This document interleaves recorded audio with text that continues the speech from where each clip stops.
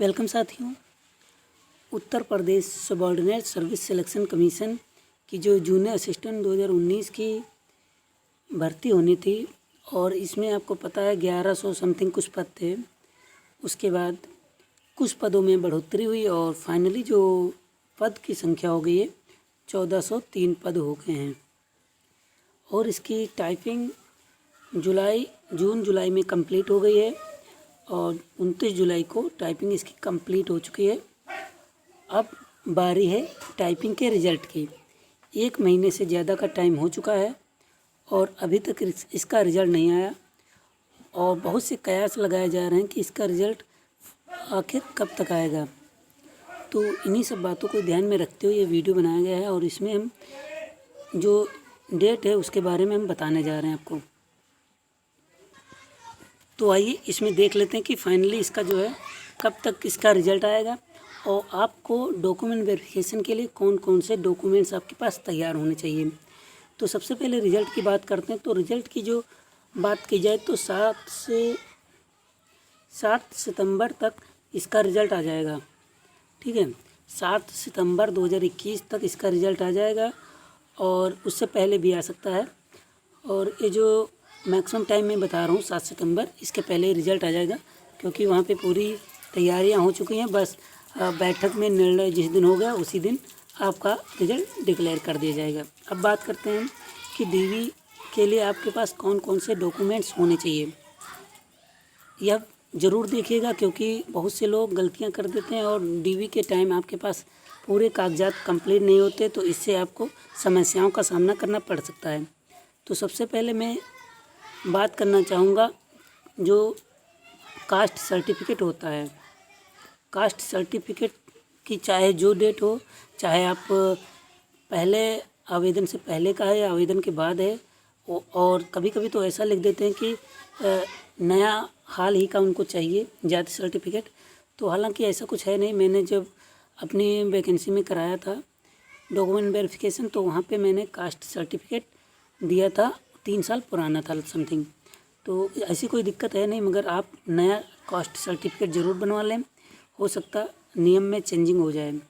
और जो लोग उत्तर प्रदेश के अलावा किसी अन्य स्टेट से हैं तो उनके लिए यही कहना चाहूँगा, उनका कास्ट सर्टिफिकेट नहीं लगता है क्योंकि वो लोग सामान्य कैटेगरी में क्वालिफाई होते हैं, ना कि किसी रिजर्व कैटेगरी में। तो ये चीज़ का ध्यान रखिएगा आप लोग।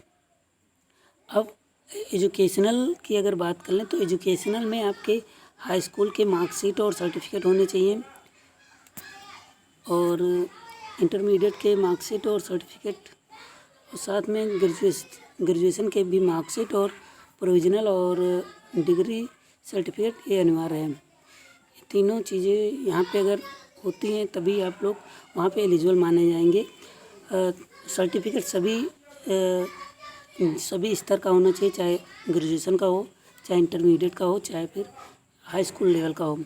सभी सर्टिफिकेट उन्हें CCC जो है, CCC में डाउट है कुछ लोगों को। CCC उस डेट का मान्य है जिस दिन आवेदन की लास्ट तारीख थी। आवेदन की अंतिम तारीख के पहले का अगर CCC सर्टिफिकेट है, उसमें डेट पड़ी हुई तो वही मान्य है।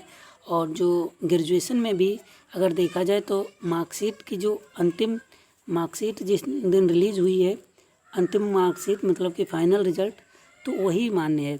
और सर्टिफिकेट जो डिग्री सर्टिफिकेट या ओरिजिनल की बात करें तो उसमें डेट का कोई महत्व है नहीं, केवल आपके मार्कशीट के हिसाब से यहाँ देखा जाएगा कि कब आपने पास आउट किया है। अब बात कर लेते हैं, कास्ट सर्टिफिकेट हो गया और एजुकेशनल हो गया।